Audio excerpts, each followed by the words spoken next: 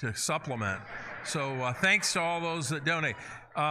This isn't a money maker, by the way.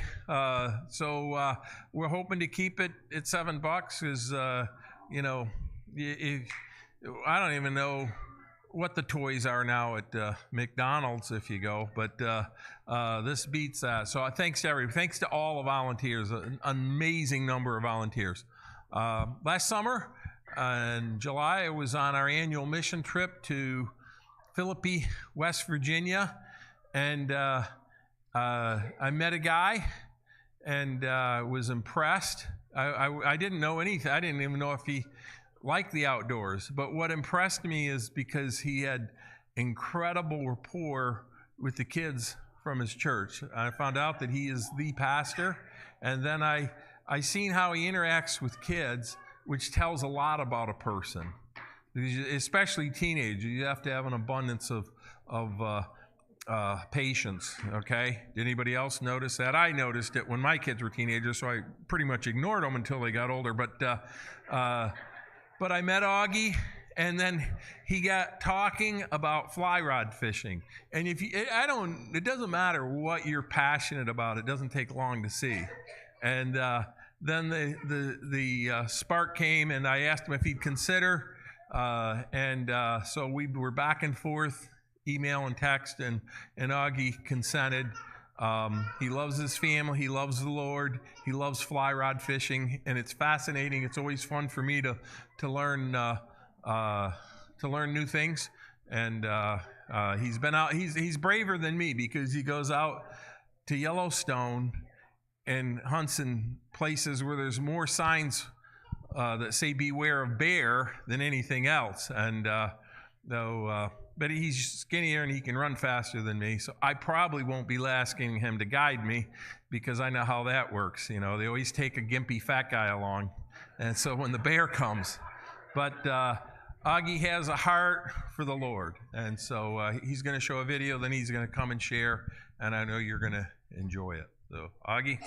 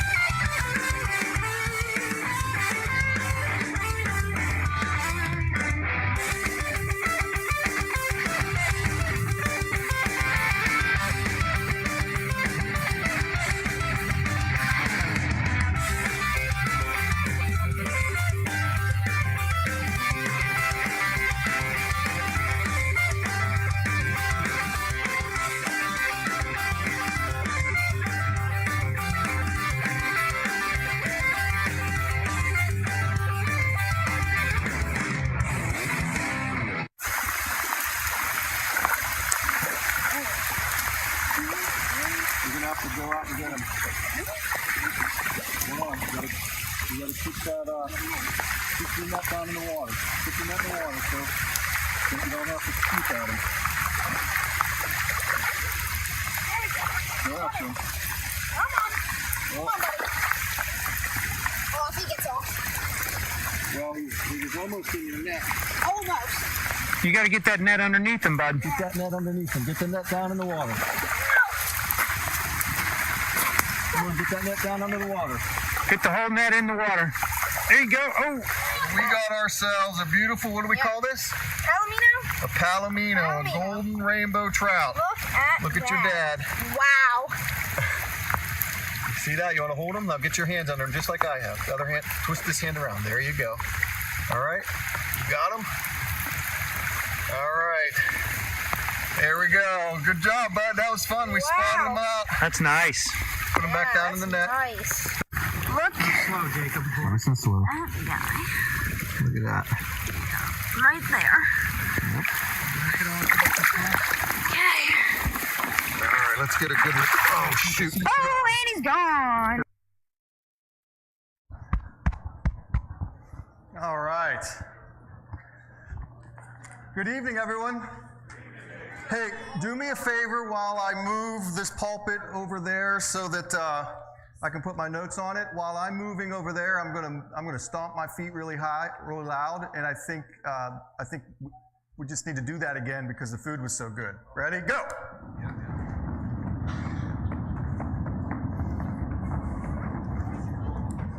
All right. Excellent. Well done for the food. Pastor Benjamin, that was very, very well done. Thank you for that wonderful introduction. I don't feel like I deserve that, but I do have a special place in my heart for kids.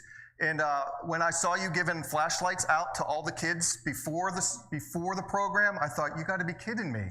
There's going to be kids all through here all evening fidgeting with flashlights, okay? So how many kids out there got your flashlight to work? Because I heard every kid saying, this doesn't work, it doesn't work, okay?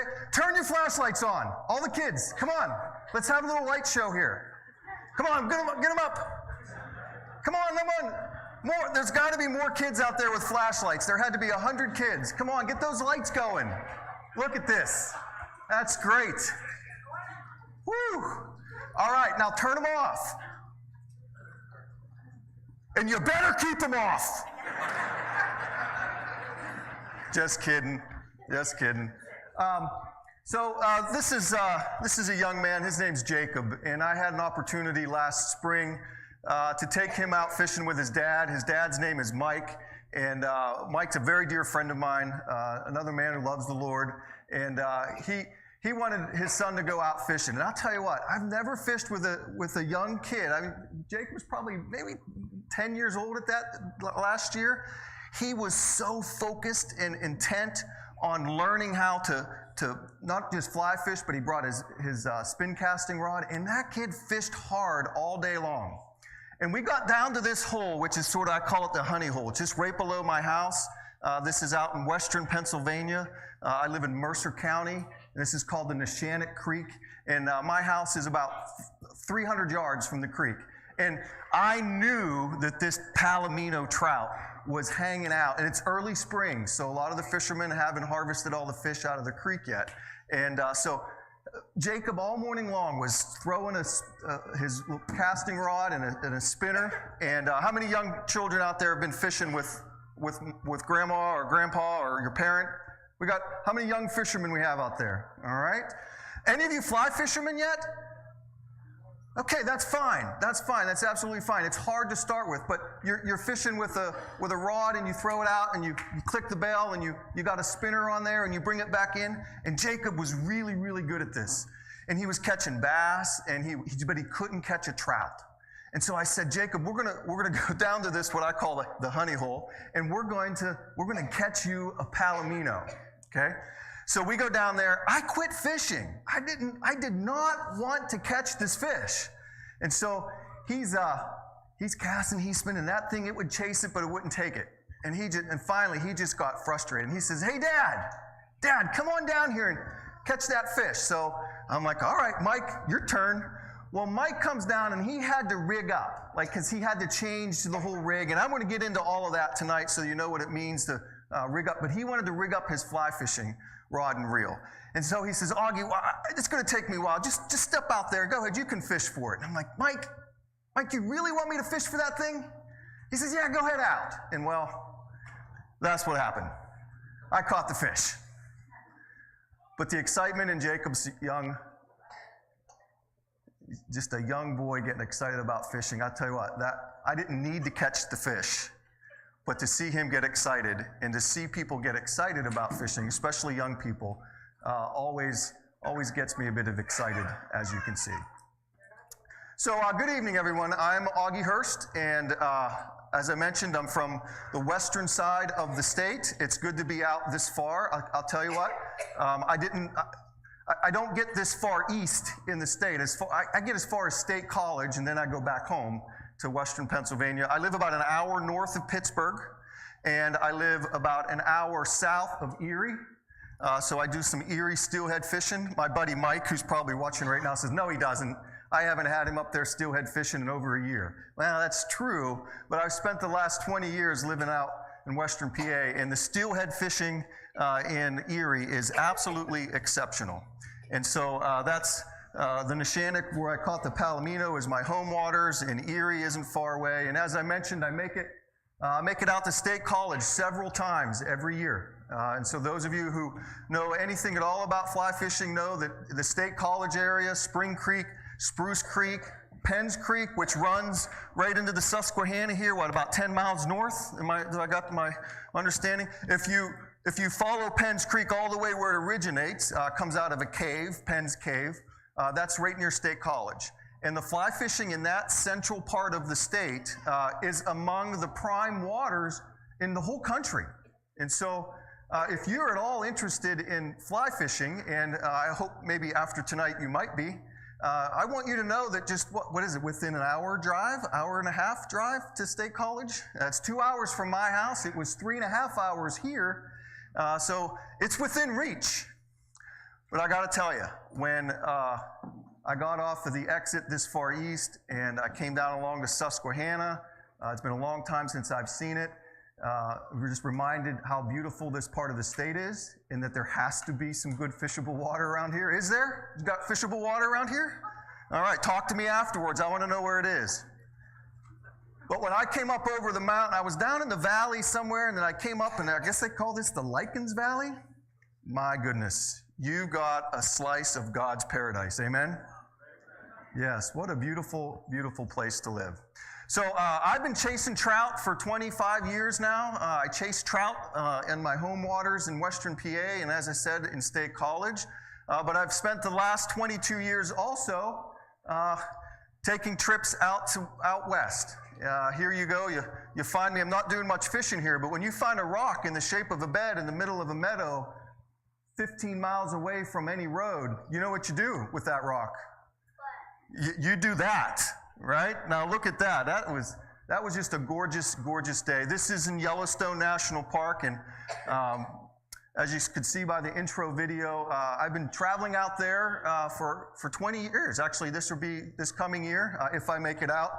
Sweetheart, I don't know if you're watching the video here live streaming, but if I make it out to Yellowstone this year, I'll definitely be going back to this place here. This is, I was talking to Mike. Mike, where are you, Mike? Mike's right here. Mike's been to Slough Creek. Mike, this is the third meadow of Slough Creek, and that's where you catch fish like this. All right? Those are golden cutthroat, West Slope golden cutthroat, native to Yellowstone, and they are just the most gorgeous and beautiful fish. And so I love going out west, not just to Yellowstone, but to which is in Wyoming, but also to the Madison River in Montana. The Madison River is one of the places where I first fell in love with fly fishing, but you catch gorgeous, beautiful brown trout such as that. Plenty of fly shops and guides to get you in the fish. You don't have to be going out there all the time to figure out, but on that particular trip there, I was with a guide through the Slide In, and my goodness, aren't those some beautiful species of trout? And then this past year, I didn't go to Yellowstone, just me and another buddy, just the two of us. Normally take some groups out there, larger groups. But a friend of mine, his name's Joe, and Joe and I wanted to do something a little bit adventurous, something that, take a little effort and a little bit of planning. And so we went to Colorado, and if you're coming in tomorrow evening, I'm going to show some footage of this trip. But tonight, I just want to tell you that we hiked down 3,000 feet in elevation. Took us 5 hours to go down into this canyon, to fish the afternoon and the evening, stay the night, and then hike out 3,000 feet. So, what do you say, Pastor Brown? You coming next year?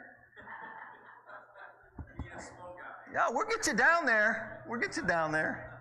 But I've never caught a fish, a more beautiful fish, in a more beautiful place than this fish right there.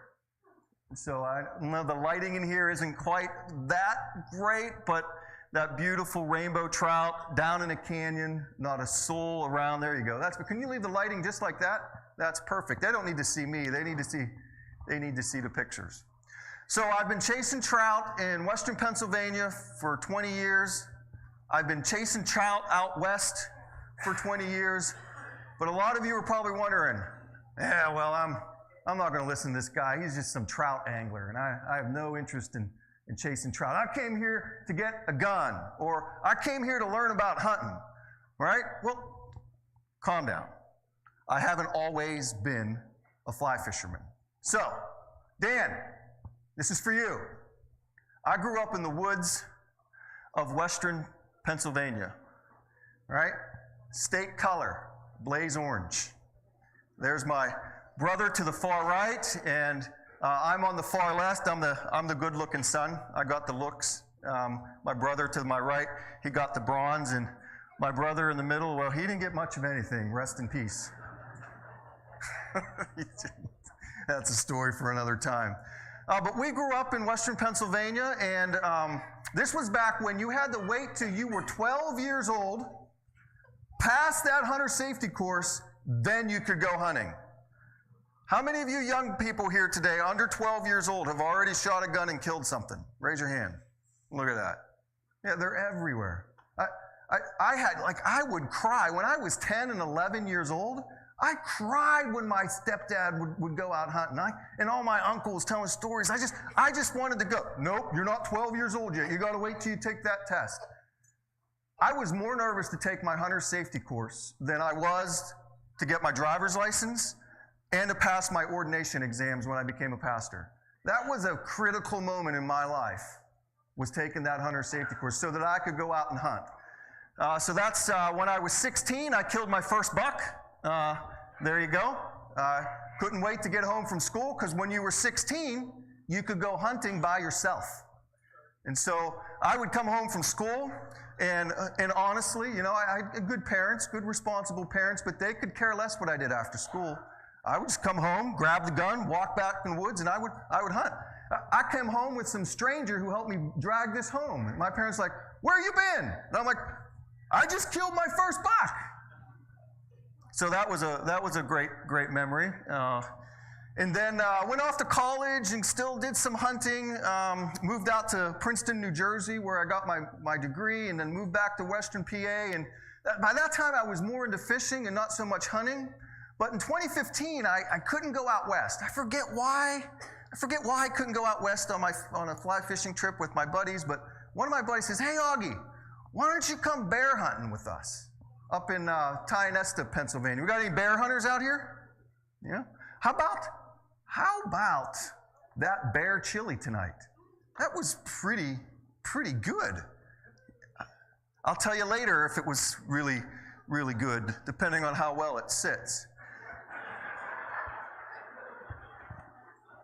So I had this friend, he invited me to go. I never hunted for bear. We got bear hunters here. So how many people were bear hunters here? How long did you hunt bear before you got a bear? How many of you are still hunting to get a bear? Right? All right, well, let me tell you a quick story. 2 hours in the woods. I haven't had to bear hunt since. What's the big deal? It's pretty easy. I'll tell you what, when the pastor guy killed a bear who nobody really knew hunted, everybody knew me as just this fly fisherman guy. They didn't even know I could shoot a gun. I mean, for like 3 straight days on social media and throughout, you know, the area I grew up, like I was a rock star because I killed a bear. And here's the thing, it only took me 2 hours to kill a bear. You want to hear how I did it? Anyone interested? I'll just talk about fly fishing if you want, but you want to hear a bear story? Give me an amen if you want to hear a bear story. Okay? Anyone want me to move on? Yeah. All right, let's hear about the bear. So I go with this group of guys bear hunting, and they're staying up night. They're at bear camp, right? Guys do things at bear camp. And so they're staying up late. And I was up really early just waiting to go bear hunting. 8 o'clock in the morning, cool's around. These guys are eating breakfast. And then they're like, all right, let's go hunting. There was like 8 of us.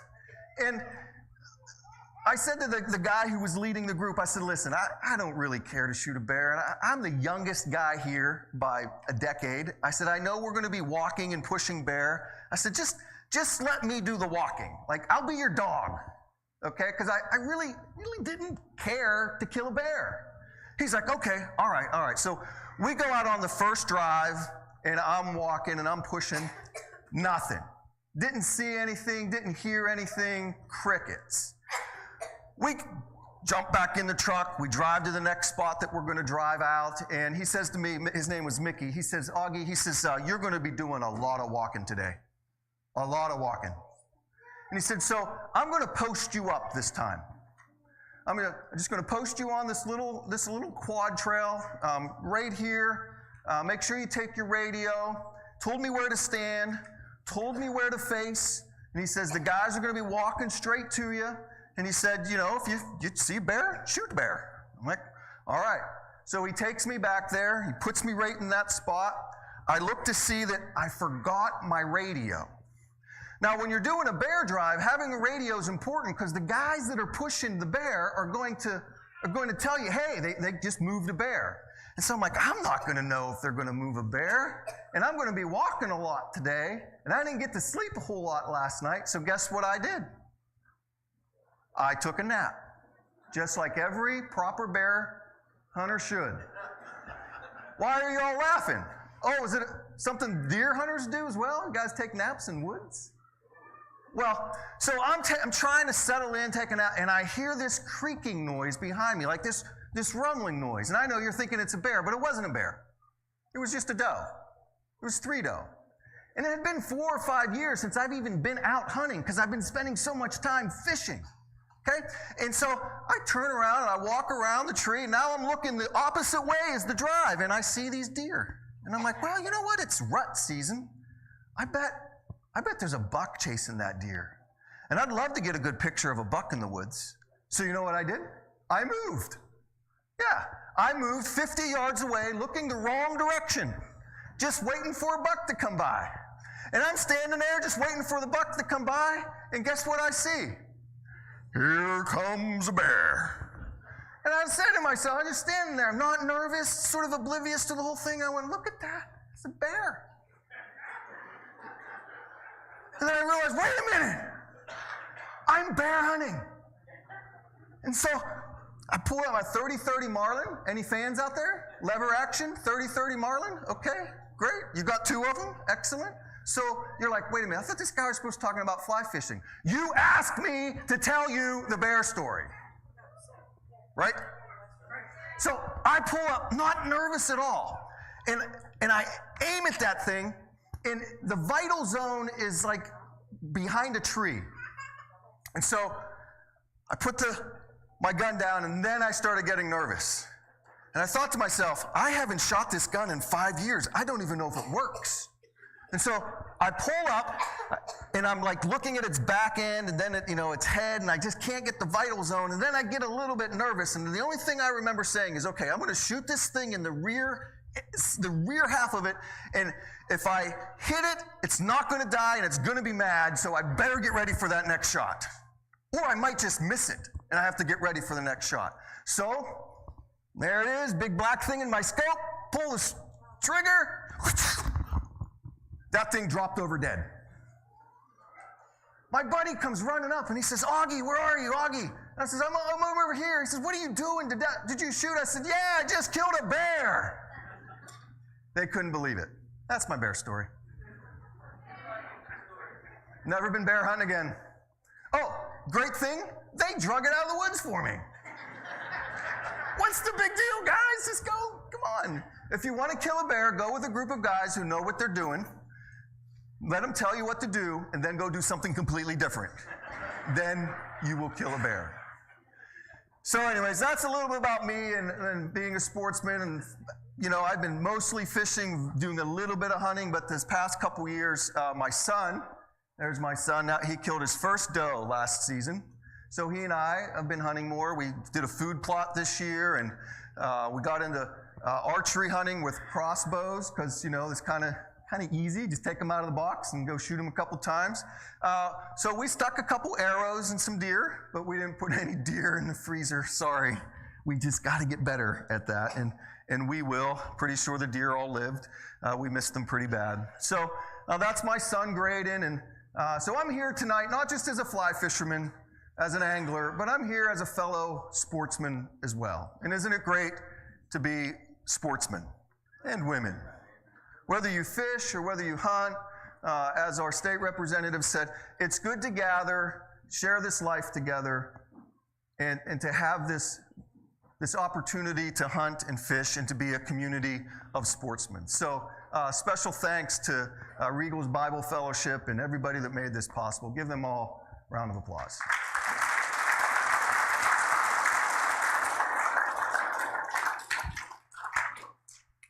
But I'm more than a sportsman. I'm also an ordained Presbyterian pastor. And as much as I'd like to say that I spend most of my time fly fishing or hunting, the reality is I don't. I only do it as much as I can, as best as I can. I'm not a professional angler. I'm somebody who's very passionate about fly fishing, and I want to be able to share that with you this evening and tomorrow evening. But at the end of the day, I'm also one who has a heart for the Lord. And part of my role as a pastor, as Pastor Benjamin mentioned, is leading a church. I lead a small rural church of about 300 people in Western PA. And last summer, I had an opportunity to take a group of them on a mission trip down to West Virginia. And so that same young 14-year-old boy who killed his first deer, he also has a heart for the Lord as well. And so he and his friends, we went down to West Virginia. There's my son there, the guy with the belly, trying to hide it with a big shirt there. And so we went down to West Virginia last year. And let me tell you, this was the first mission trip we took in 3 years because there was this thing that sort of swept across our country. I don't know if you remember it or not, but COVID. Remember that? And so no mission trips for like 2.5 years. And so it was just really good to get back out on the mission field, and not only that, to be with these kids and to serve the Lord and to help folks and to spread the word. But while I was there, this is one of the reasons I love doing mission trips, is I got to meet a couple guys. You recognize anybody in that picture there? Any of you from the church here? You probably know the guy. Well, the guy in the middle is me, and the guy on the left is my good friend Lonzo. And how about that guy on the right there? That's, I think he was serving. What were you serving down there, Gene? They gave you the corn? Really? Wow. Congratulations, Gene. Well, this is Gene pulling nails out of a board, all right? Along with my buddy Lonzo. And we had a blast that day, okay? And Gene introduced me then to the rest of the clan from Reigles. And I got to spend a whole week with this bunch. Pastor Benjamin, Gene, Austin, Holly. Is Holly still in the room? Brandon, Dylan. Guarantee you Dylan's not in the room. He's running around somewhere, or he might be under the pews somewhere. But I spent a whole week with these folks, Randy and Stacy, the whole bunch. And I can tell you what, I got to spend a whole week with folks that sponsor this event. And I want you to know they are among the great people in this world. And so I got to chat with Ben a bit. And one thing I noticed every single day, Ben, Randy, they're wearing, look, there they are. They're wearing them in this. Look at that. How many of you have that same exact t-shirt? Look closely. Come on. You probably all have it if you've been to this event. What year was that, Ben? Can you remember? Of course you can't. All right. So he tells me, so I had to ask him after like the fourth day, what's up with this Lycans Valley Sportsman Banquet? And he tells me about this banquet. Okay. And then I made a terrible, terrible mistake. I said, well, I spoke at a game dinner once. And he went, really? He said, what'd you speak about? I said, well, I dabble a little bit in fly fishing. And so before you know it, here we are. and I'm your speaker today. That's how I got here. All right, so I'm here today at the Lycans Valley Sportsman's Banquet to talk to you as a fellow sportsman about my passion for fly fishing. And I'll be here tonight, and I'll be here tomorrow night. And I want to sort of give you a quick overview of what I want to talk about tonight and maybe a little bit more tomorrow night. But before I do that, before I tell you and sort of give you a bunch of information about fly fishing, don't take me too serious, okay? Please. I've fly fished for 20 years. I've traveled out west. I've caught beautiful fish in beautiful places.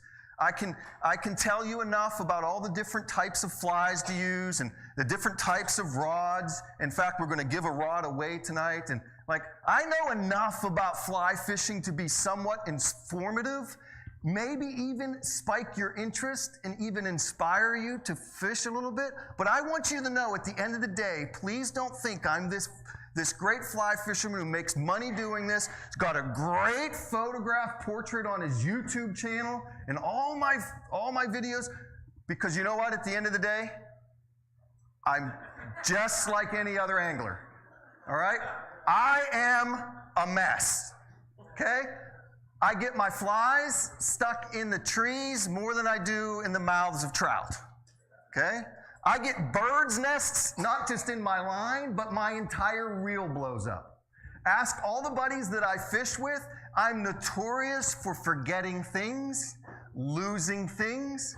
We were fishing out at State College one time, and we went to the Shiloh exit. There's a Benner Springs there, and there's a Sheets there, and we went and we had lunch there, and we were eating outside, and we ate lunch, and we threw our lunch away, and we jumped back in the car, and we go back down over the hill, and we start fishing again, and I'm looking around, I'm like, I don't know where my wallet is. I always know where my phone is.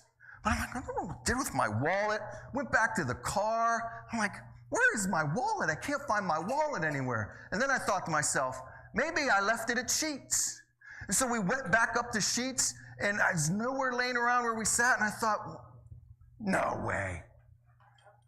I didn't throw my wallet away, did I? Well, there's only one way to find out. You take that metal lid off the garbage can and you start shuffling through, because my wallet was lost. Guess what I found in the garbage can at Sheets? My wallet. You know why? Because I'm a mess of a person. So don't take me too serious tonight, okay? I can probably answer your questions, and I'm just knowledgeable enough to maybe spike your interest. But please, don't think I've got this all figured out. I am just an ordinary fisherman who has a passion for this beautiful, beautiful sport and the recreation that goes with it and the creation that you encounter when you're in it, that I just want to share with other people. And so thank you for being my audience tonight, and thank you for Ben for bringing me. Let's talk a bit about fly fishing. All right, here we go. This is sort of what I want to share with you over the next 2 nights. Tonight I'm just going to talk a little bit more about the actual fly fishing as a way to catch fish. It is really a cool and challenging way to try and catch fish.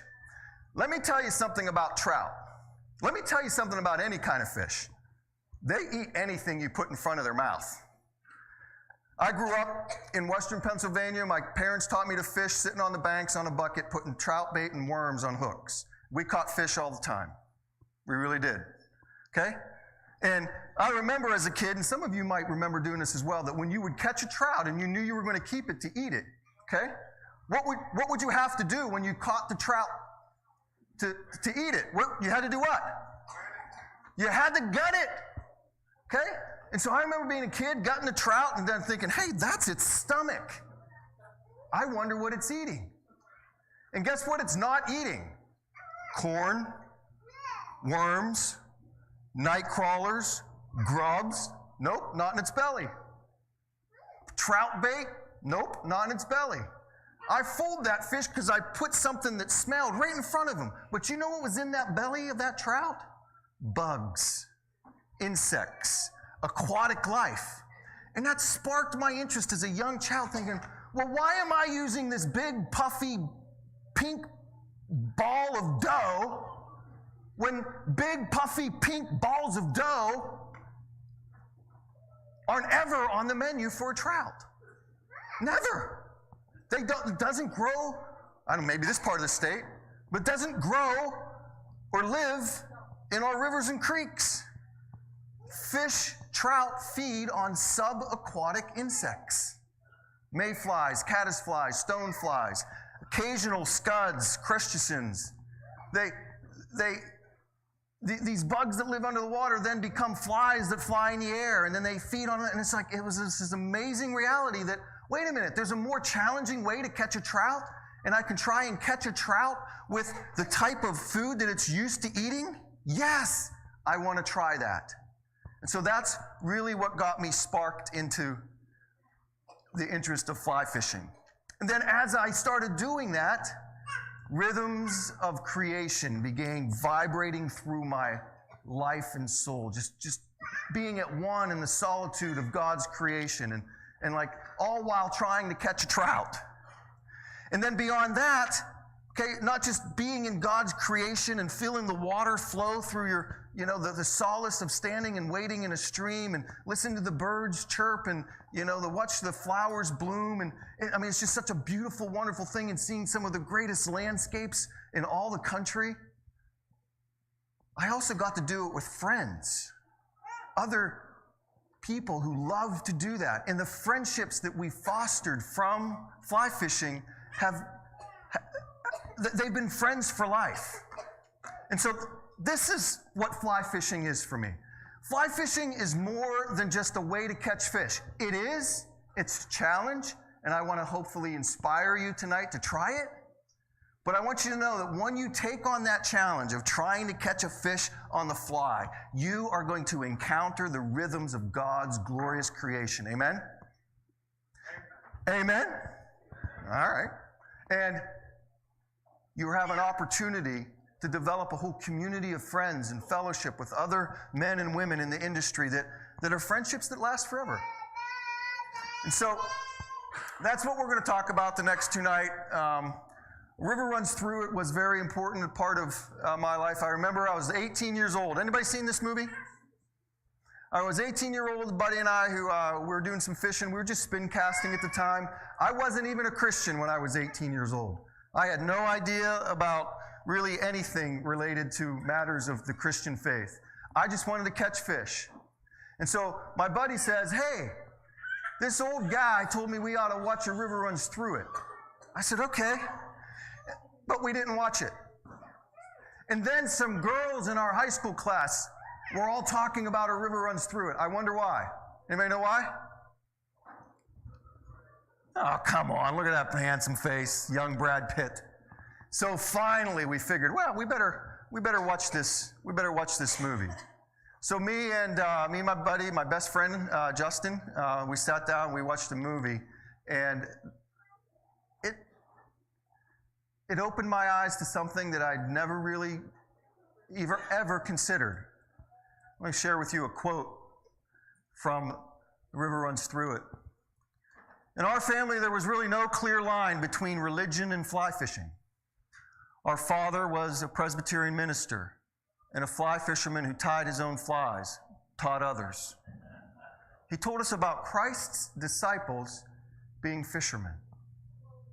Now, there are several things about this quote that I learned from this movie that I was ignorant of as an 18-year-old with a male brain. Okay? Not raised in the church. I had no idea that Jesus was God's son. I thought Christ was his last name, not his title. I had no idea what a Presbyterian was. I grew up nominally Catholic. And Presbyterian Protestants, they were just creatures of beings that I had no idea who they were or what they were. But I watched this movie, and I connected with this. I've already had this connection with catching trout. And I was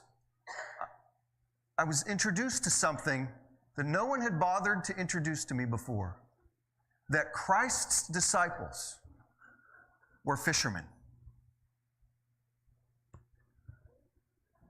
The Gospel of Matthew says, while walking by the Sea of Galilee, he, that's Jesus, saw two brothers, Simon, who was called Peter, and Andrew, his brother, casting a net into the sea, for they were fishermen. And he said to them, follow me, and I will make you fishers of men.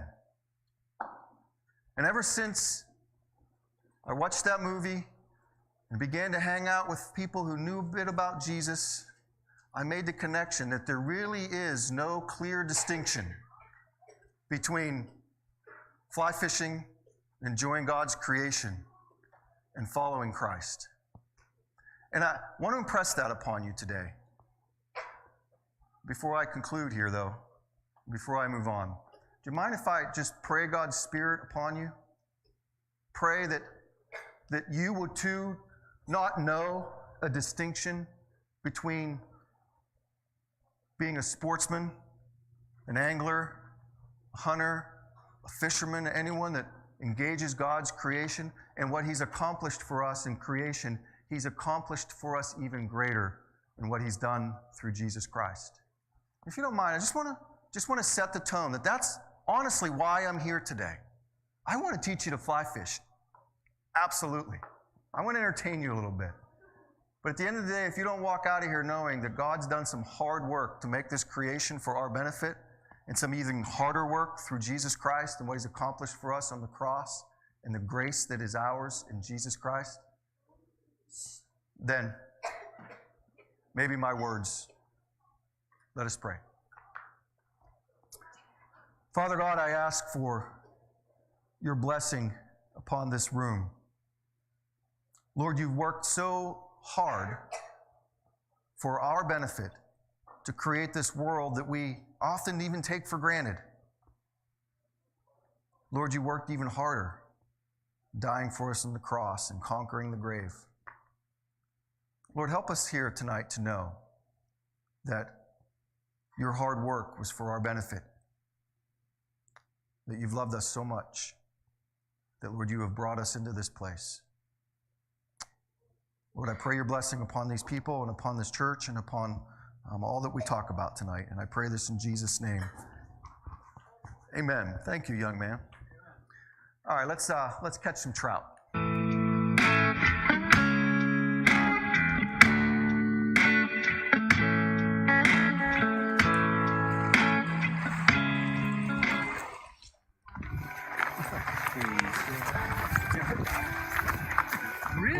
3rd meadow, boys.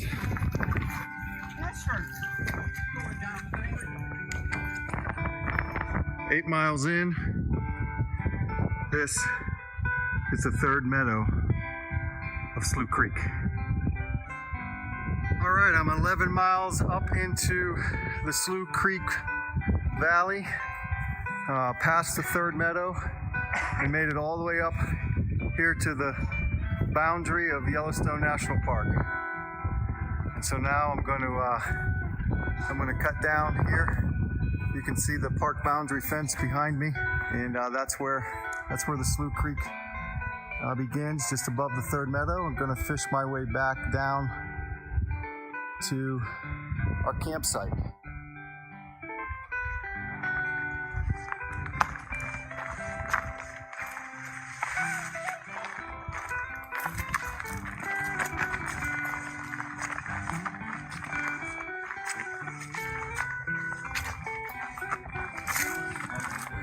Walking along the northern boundary of Yellowstone National Park. Just came through a little wooded section. A little dicey through that wooded area, but I got my bear mace. Dropped into the creek and just worked my way downstream pretty quickly until I catch up with those guys.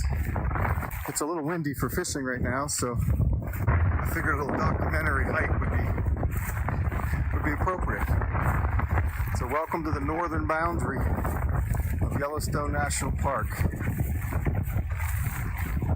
All right, I made it down to the creek, and the water, though you can't see it with the glare, it is crystal clear and just gorgeous.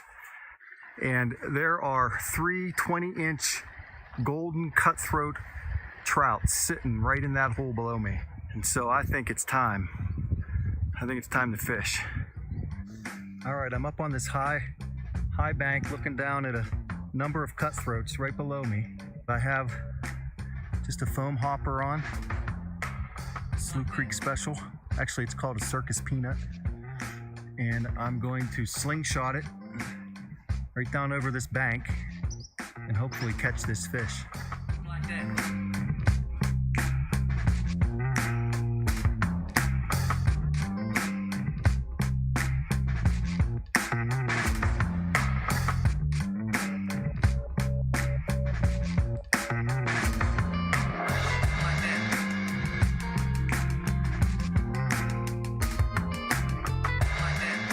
Well, that was a fun little attempt, but no good.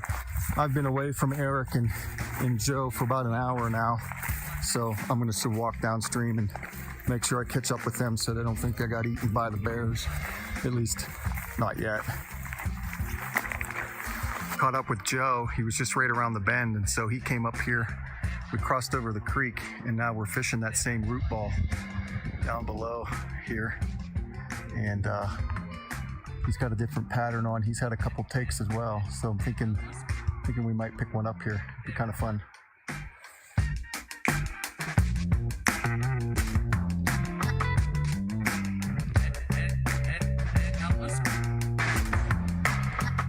Joe's on the board. Good job, bud. So I threw that hopper kind of right ahead of that root ball there. It floated right to it. When it got about a foot off of it, boom, he hit it. All right. Good job. All right, number 2 for Joe. Joe was right up against that root ball. Goes down trees. This is a better fish. Good job. Joe's a good angler. All right. Look here, bud. He was kind enough to let me try. Alrighty, we are here on the upper slough, third meadow, right outside, right inside the park boundary. Augie is here. We're going to try and pick one up. Banquet over there. Now watch where I put my fly. I'll try and put this red dot right where that fly lands. You see? Nice. Bang, right there. Watch that float down there. Okay, that didn't take long. Good job, Augie.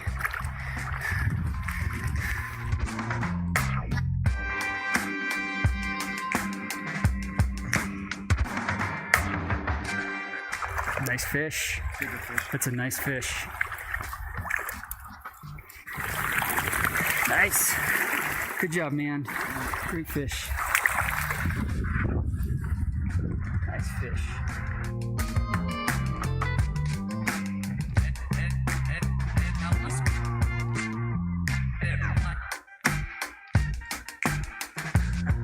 See that eagle? There's a beaver. Hey there, beaver.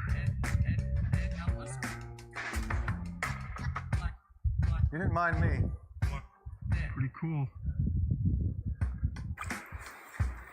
He's not a big fish, but he is the first fish to put a woolly bugger in his face. How about that? All right, caught up here with Eric. He's had some success today, pretty much doing the same thing we've been doing. All right, so Eric's great at casting. Puts that fly exactly where he needs to. Now watch. He missed it. Almost. You take it.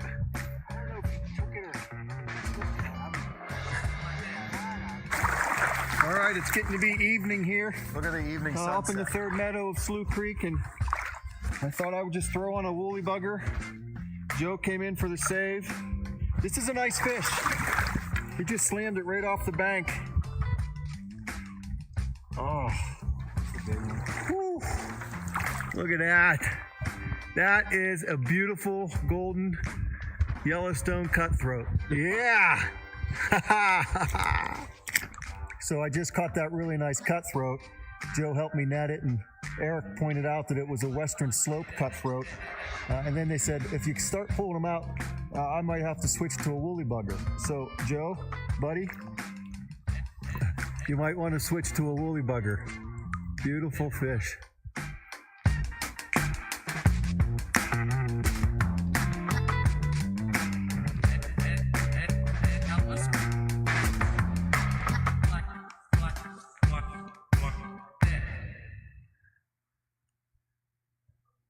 All right, so how does that work? You might be asking yourself, how did I do that? All right, well, just going to run through here real quick, another 10 minutes, we'll be done. And I just want you to I'm just going to give you a brief overview of how that works and how fly fishing is a way to catch fish, okay? Tomorrow, I'm going to be giving a demonstration on the flies and how to cast them and what kind of gear to use. It's pretty easily to get started. But the first thing you got to know about fly fishing as a way to catch fish is that you're catching fish, as I've mentioned already, with flies. Okay, so there's a fly box, and I also tie my own flies. You don't have to tie your own flies. You can go and buy flies. And if you think going to buy flies is expensive, and you want to save money by buying a vise and buying material and hooks and tying your own flies, I want you to know that that's a bad idea. Okay? It's a very bad idea, although it's a terrific and lovely habit and hobby, because when you're not catching fish with flies and it's 0 degrees outside and you don't want to even be outside trying to catch fish with flies, you could be sitting in your warm, comfortable home tying feathered or hooks and wrapping hooks with thread and making your own flies to catch your fish. So it's a year-round hobby. You can learn to tie flies and catch fish with the flies. The other thing you need to know is you need to know that with that fly that is imitating something that the fish will naturally be eating in its own natural habitat, you have to get that fly to the fish. And there are lots of ways to do that. Again, I'm going to talk more about that tomorrow. But you have to be able to cast the flies with the rod. So I brought one of my rods in, and actually tonight here, we're going to be giving one of these away. This is one of my favorite all-purpose fly rods. I've had this rod for 20 years, believe it or not, guys and friends, that this is the one rod that I have not broken. Okay, but you got to get that fly. Don't worry, Ben, I took the hook off. All right? But I can hit Ben just like that. All right? Anybody else want me to hit them? Yeah. Oh, hold on. Let me get this. So you got to be able to use a rod that's equipped with line. The line is weighted. Okay? It's not like a monofilament line. When you're casting your spin casting rod, the line is just hooked to a lure, and that lure is weighted, and so you're actually throwing that weighted lure like a baseball. You're throwing that baseball as far as you can, and that monofilament line on your spin casting reel, a really good one, isn't going to create any friction, so it's really like throwing a baseball. But this is different. What's making this fly get to where I want it to go isn't the fly. The fly is weightless. Okay? And really what's making the fly get to where I want it to be is the weight of the line and the trajectory and the rhythmic motion of the rod tip and the action of the rod. So the rod is moving the line, and the line is casting. I didn't hit you. Well, give me a second chance, okay? See that? And so I'll be giving more of a presentation. So I'll put that right down the middle. See that? So that's, if you want to learn more about the different kind of rods and how to cast them, but that's what you got to do to get the fly to where you think the fish are. All right, so you got your flies, you got your, almost broke the tip of my rod. You see that? Yeah. So you got the flies, you got the rods that cast the flies, and then you got to actually outfit the angler. Like you got to have a fishing pack, and you have to have line and nippers and nets, and then when you put all that together, you get a fish. So catching fish with flies, going to run over real quickly the different kinds of flies that are out there. I'll talk more about this tomorrow, but to be honest, this idea of catching fish, trout, with a fly that imitates its natural menu of food, it actually captivated me before the actual act of fishing. So believe it or not, I learned to tie flies before I learned to fly fish. I'm a geek. I'm a nerd.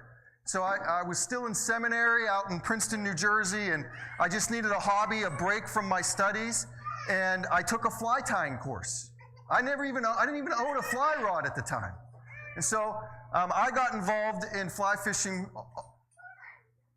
I started tying flies before I started fishing. So here I am 20 years ago. Okay, that's 20-year version. Subtract 20 years from this ugly mug now, and that's what I look like.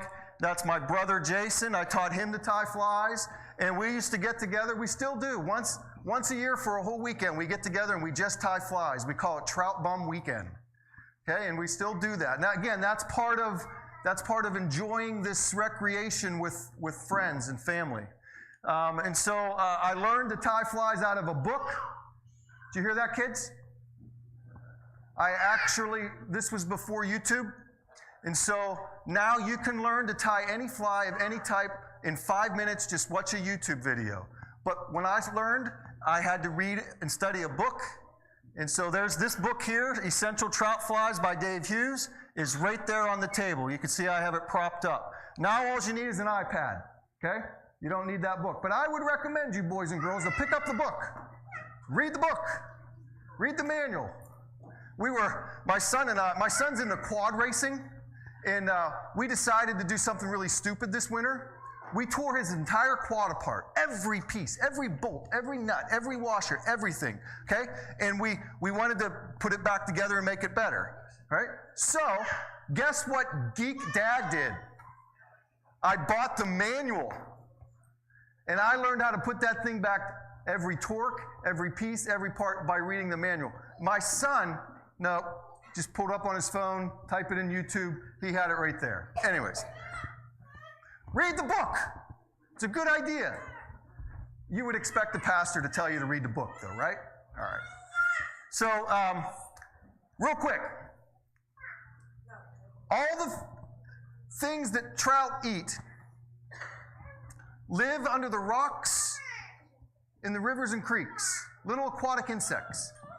Those insects start at the bottom, and they make their way through the water. They get on top of the water, they hatch, and they fly away, okay? And then they fly away and have friends with their other flies, okay?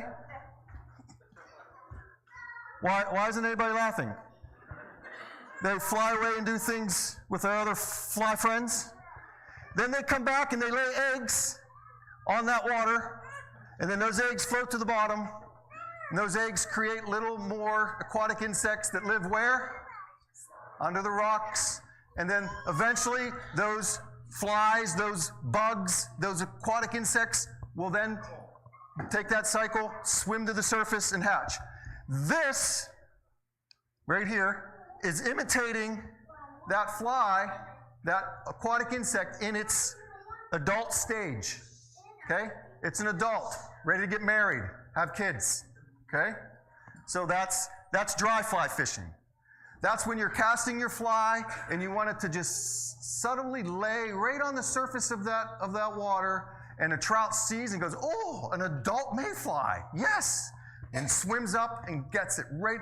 That's the essence of fly fishing. That's what everyone wants to see and happen in fly fishing. It's the quintessential moment of fly fishing, when you're able to softly and gently lay that adult mayfly, dry fly, right on the water in that perfect spot with a zero drag, and that fish sees it and thinks it's the real thing, and it comes right up just like it did in that video and takes it. And then all of a sudden, you got a jerk at the one end of the line. As you know, that's what fishing is. It's a jerk at one end of the line waiting for a jerk at the other end. So, and I'm going to give a presentation tomorrow at 2 o'clock how that works. As the fly is making its way, swimming from the bottom of the surface all the way up. Well, here's the thing you need to know about dry fly fishing. That rarely happens. Okay? That rarely happens. That's like 10% of the time. Usually, when the fish are making its way from the bottom, not the fish, the aquatic insect, it's going to swim from the bottom all the way up to the top. Trout will feast on those insects as they're going from the bottom top. They call them emergers, right? Or sometimes they call them wet flies.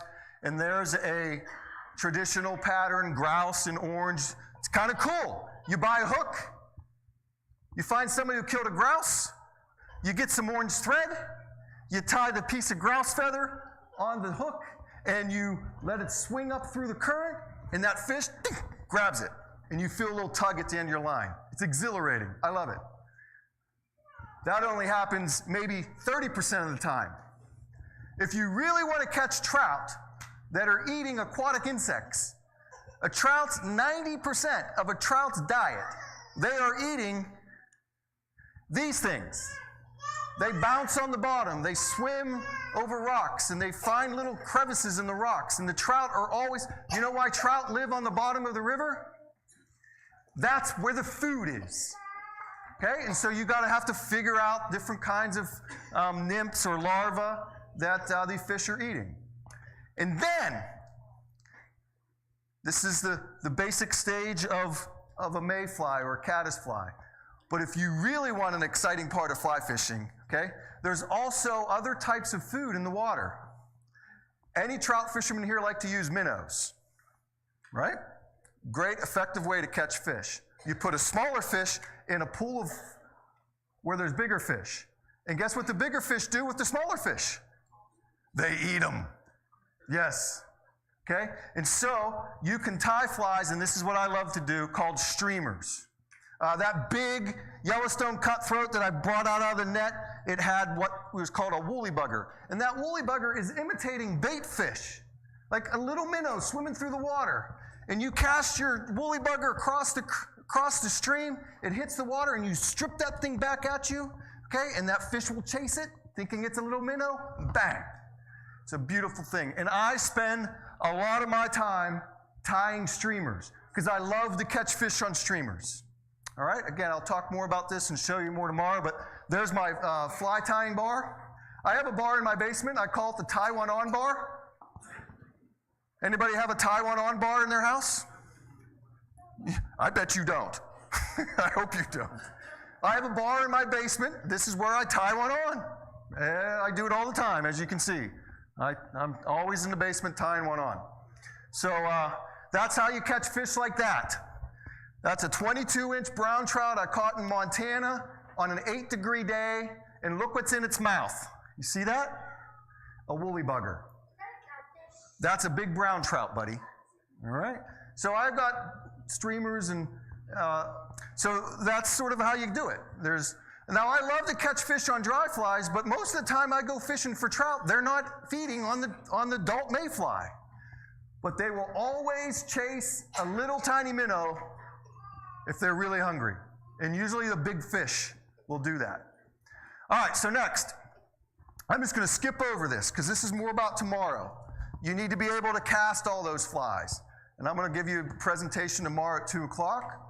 So come on back if you want to hear more about, these are my rods. This is behind my tie one on bar. I hang my rods behind me on a little walk roll that I created, and I've got all those rods. I've got 4 or 5 different rods, and each of them are used for different occasions. This one is actually a rod that we're giving away tonight. You can use this rod. It's a 9'5" weight, okay? We have that to give away here in just a few minutes, right here. Brand spanking new. The rod, the reel, and the line. All right? To you tonight, just for sitting and listening to me talk to you about fly fishing. So that's for you tonight. All right? And tomorrow I'll explain how that all works. Then after you have your flies and you know about your rods and how to use them, you then have to outfit the angler. You got to get a pack. You got to get a net, which I'm going to talk more about tomorrow. These are beautiful, handcrafted nets made by Jennings Net Company. And I've got a bunch of them on display tonight. You will never hold a more precious crafted net. I mean, this thing is beautiful. And it's meant to fish. It's not just an heirloom. It's not just something pretty you hang on your wall. We have fished these things for the last year, and we're excited to start marketing these in fly shops. And so take a look at these nets. I'm going to tell you more about them tomorrow, and there's a whole display of them out back there. These are by Jennings Net Company.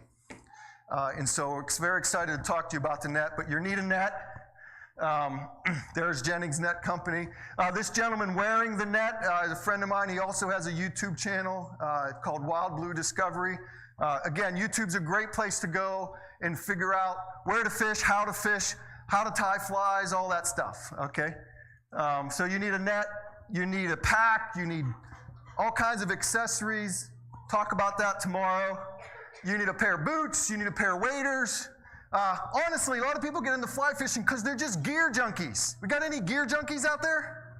Yeah, you just like to collect stuff. How many of you own more than 2 guns? Right? Why? Because you never shoot more than 1 gun at a time, right? I don't think. But anyways, we're sportsmen. We like gear. We're gear junkies. That's why you're all waiting for us to take, like, we gave away all this stuff. You stay for it. Why? Because we're gear junkies. If you're a gear junkie, you should be a fly fisherman, because you will always find something else you don't have. And then you got to outfit the angler. This is my buddy Curtis. Okay? You gotta put him in clothes. You can have all the best flies. You can have all the right rods. You can have all the best gear. But at the end of the day, if you're not catching fish, it's not the fly's fault. Okay? Remember that. This is my good friend Curtis, and he's the funnest person I've ever fished with. You're going to see why right here. And in the nymph run right now. Try to get him into 1 or 2 fish before we leave. We got to push off here and just can't stay here too long. We got 9 miles of river to navigate today. So I want to tell you my nymph rig today. I'll start way at the bottom of my rig. This is what I've been catching them on. Just a little. What kind of fly is that, everybody? Tan Ray Charles. That's a larva. My brother It's a Jason nymph. tied up. It's got a flashback and some ostrich hurl. That's all it is. Above that, I've got a weighted orange scud. Curtis and I tied up Always the other fish night. with 2 flies instead of 1. You know This why? kind of helps it gets it down. Just an orange scud. I Double use some your rubber chances. legs for the tail. Just white rubber legs. You can see that. So that's next thing up is my split shot, about another 12 or 14 inches up. Where do And I the got nymphs live? 3 On the size bottom? BB How split are you going shot. to get a weightless fly to the bottom? And then based upon the depth of Wait. the run, Split shot. the nymph run that I'm fishing, I figured it's about 2 to 3 feet Look deep at Curtis. in there. He has Probably no maybe a idea little what he's more. doing back there. So I've got actually None. about twice that. He's just 6 enjoying a feet nice, cool November of line breeze. between my I've already caught 10 weight. fish out of this same run. Curtis is supposed to be catching fish right now. and my indicator. So that's the not rig a that bobber. we're using. And Fly we're fishermen having a call good those time here indicators. today. Come on, Curtis.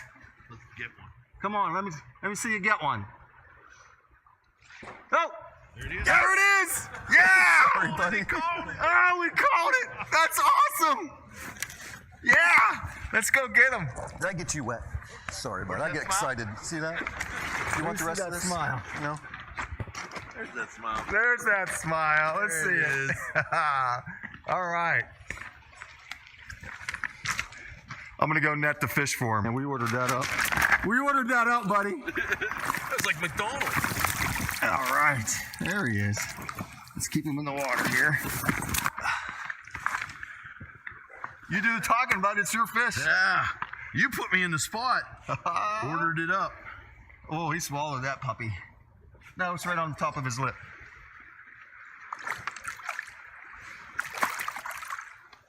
No hesitation with these fish. As soon as you feel that, it's on there. All right, pick him up and then hold him smashed it. towards the camera. All right. And put him back in there. Yeah. Hold him closer. That's a brown trout. To turn around. You get a better look at it now. Here. This way. He's going to push Where's that out in the fish? sunlight. You get a good Bring see him of up, get him up colors. closer. There's a fish. Yeah. All right, folks. That's all I have for you tonight. I want to just end with something that I've already said. My father was very sure about certain matters pertaining to the universe. To him, all good things, trout as well as eternal salvation, come to us by grace. Grace is an art, and art doesn't come easy. So remember, God worked so terribly hard for our benefit to have this glorious creation, to experience and encounter the rhythms of His creation. He worked so terribly hard to accomplish our eternal salvation through what Christ has done. This is all a gift to us. Anybody of you ask or earn the sunset? Any of you ask for or earn the sunrise? It's a gift to you every day. That's God's grace. And a sunset and a sunrise is about as beautifully and artful as you can possibly be, is it not? Can I get an amen for that? Okay? And none of us ask for it. And none of us can earn it. The sunset and the sunrise and God's glorious creation, it's a gift, and it's a gift that God worked for and created for our benefit. The same is true about our eternal salvation. Christ came to earth to take on the cross and conquer the grave. And let me tell you what, that's hard work. Anyone else do that? Can anyone else die and resurrect from the grave? You can't. It only comes to us by God's gift and God's grace. And so there are two things that I'm pretty certain about in this world.